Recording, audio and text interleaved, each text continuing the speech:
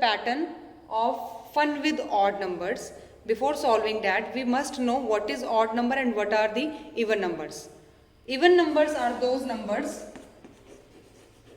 which can be divided by 2, जो 2 की table में आते हैं या फिर जो 2 से पूरे पूरे डिवाइड हो जाते हैं. ठीक है, तो 2 से पूरे पूरे डिवाइड हो जाने वाले नंबर वो सारे क्या होंगे? Even, like 2, 4, 6, 8, 10 and so on. Similarly जो 2 की टेबल में नहीं आते वो सारे सारे हम कहाँ डाल देते हैं? ऑड में, like 3, 5, 7, 9, 11, 13 and so on. So this pattern is about fun with odd numbers. तो यानी कि हमें जो भी करना है वो किसके साथ करना है? We have to do with the odd numbers. Okay, so they are saying to take any two odd numbers and start making your pattern. First line में हमने लिया 3, 5. नेक्स्ट लाइन में 3, 5 को तो रखना ही है, उसके साथ नेक्स्ट ऑड नंबर यानी 5 के बाद जो ऑड नंबर आता है उसको जोड़ते जाओ.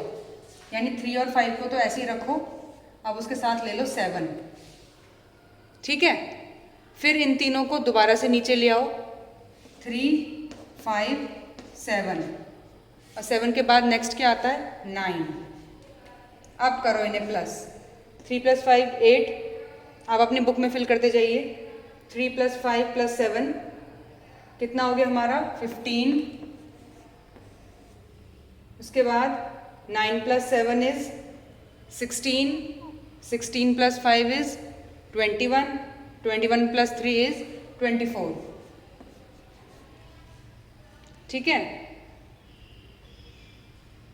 अब देखिए इसके बाद आता है द इम्पॉर्टेंट स्टेप. इतना तो आप आराम से कर लोगे, प्लस प्लस करने वाला, इसमें कोई बड़ा काम नहीं है. ये जो आगे आपको छोड़ रखा है ना मल्टीप्लाई वाला, अब निकालो सबसे पहले 8 के फैक्टर्स. और 8 के फैक्टर्स ऐसे बनाना जिसमें 8 ना आए और 1 ना आए. तो क्या बचा हमारे पास? तो हमें इस तरीके के मल्टीपल्स लेने हैं जिसमें 8 भी ना आए और 1 भी ना आए, मतलब खुद को नहीं डालना है. तो क्या बचा हमारे पास? Obviously 2 and 4. ठीक है, ये लाइन कंप्लीट हो गई. अभी इसमें कोई भी जादू नहीं दिखने वाला, अभी पहले आगे बढ़ोगे तब पता चलेगा. अब नेक्स्ट वाले 15 को देखेंगे तो भी हमें ऐसे फैक्टर्स ढूंढने हैं कि 15 ना आए और 1 ना आए. 1 और 15 को लेके क्या करना है, वो तो पहले से ही है. तो हमें ऐसे नंबर्स ढूंढने हैं जो 15 और 1 के अलावा हैं. तो क्या बचा हमारे पास? 3 5s are 15. तो अब हमें देखना है नेक्स्ट 24. 24 के फैक्टर्स बहुत है हमारे पास. 2 भी है, 3 भी है, 4 भी है, 6 है, 8 है, 12 है. बट हमें तो उन नंबर्स में इंटरेस्ट है जो हमारे इस पैटर्न को कंप्लीट करें, उस पैटर्न को आगे बढ़ाएं और कुछ मैजिक दिखाएं. हम फालतू के नंबर्स को लेके क्या करेंगे? हमारा कोई मैजिक तो नहीं कंप्लीट होने वाला. तो हमें तो सिर्फ 2 जादुई नंबर्स में इंटरेस्ट है जो जाकर हमारे इस पैटर्न को मैजिकल बनाएंगे. तो खुद ही सोचो, यहाँ पे 2 था, 2 के बाद आप देख रहे हो 3 आ गया. यहाँ पे 4 था, 4 के बाद आप देख रहे हो 5 आ गया.